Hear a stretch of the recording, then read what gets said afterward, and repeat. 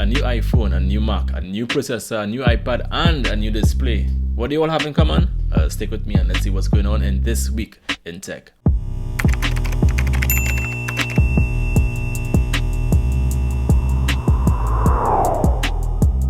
Hey yo, what's going on and welcome to This Week in Tech. As you would know, Apple has launched some products this week on Tuesday at their event entitled Peak Performance, and what a peak performance presentation it certainly was.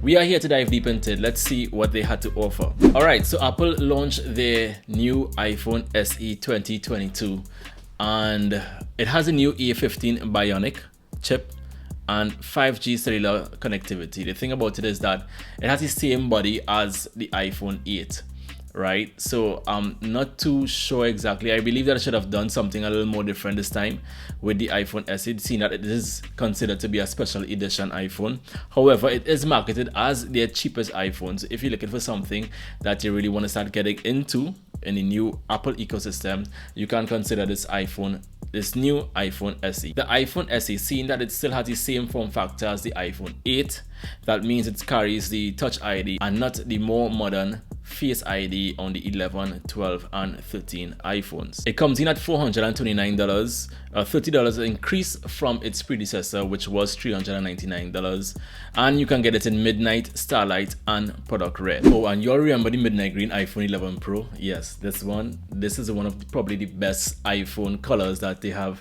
ever released, and they decided to bring back the same color for the iPhone 13 Pro and the 13 Pro Max. Well, not the same color, but something close enough. They released the iPhone 13 in green and the iPhone 13 Pro and Pro Max in Alpine green. So it's one of the best colors that I like, in my opinion, and I'm here for it. Oh, and speaking of new colors, you can get the new iPad Air in Midnight, Purple, Pink, Starlight, and Blue. Yeah, and blue. So the iPad Air now has the same performance as the base model iPad Pro, coming in at $800 as well too. So you will be able to have that kind of performance. The only thing is that its base model, it's 64 gigabytes, and for me, I think that if you're looking to buy any new Apple device or any device at all, 64 gigabytes will just be a little bit too low. You'll want to get something like at least 128 gigabytes in this modern age. Okay, moving on. So those are products that we already knew about. However, Apple has decided to release a new product called the Mac Studio, and this thing is boxy. Brand new design. It looks like the Mac Mini went to the gym and got some gains. So you can get the Mac Studio with, get this, the M1 Max chip, which was the M1 processor, Apple Silicon processor that they had introduced in the MacBook Pro 2021. And what they did is merge the M1 Max with another M1 Max and made the M1 Ultra. Now that is crazy. That is crazy. So now you have twice the performance of the MacBook Pro in 2021 in the Mac Studio.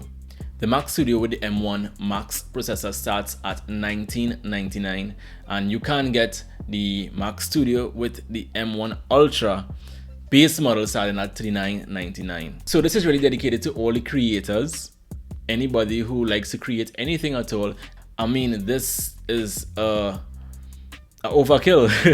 It really is a overkill. Imagine taking the most powerful processor in a consumer computer and doubling its power, doubling its performance. Well, doubling its performance. That is crazy.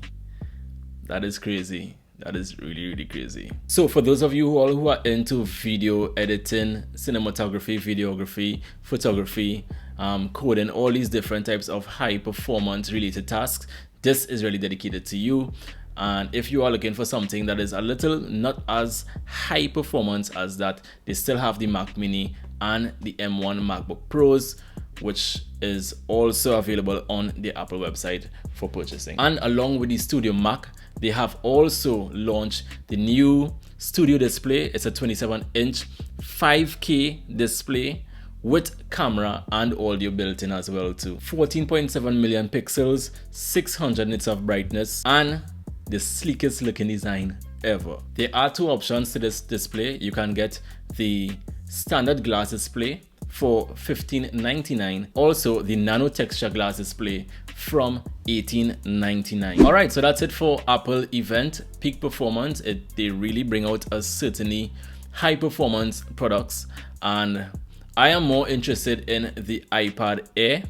I'll look into the iPad Air and see what I can do with regards to upgrading my iPad as well too. The Mac Studio, however, for those of you all who are interested, if you are really into high-end videography, that will be down your line. It will be considered as an investment. That's an investment for you because you expect it to last at least 8 to 10 years. But for those who are still recording or putting out videos in 4K or lower, the MacBook Pro is one of the best options that you can decide to take right now. Alright, and that's it for this week in tech, and don't forget to like and subscribe, and remember to always stay terrific. I'll see you in the next one.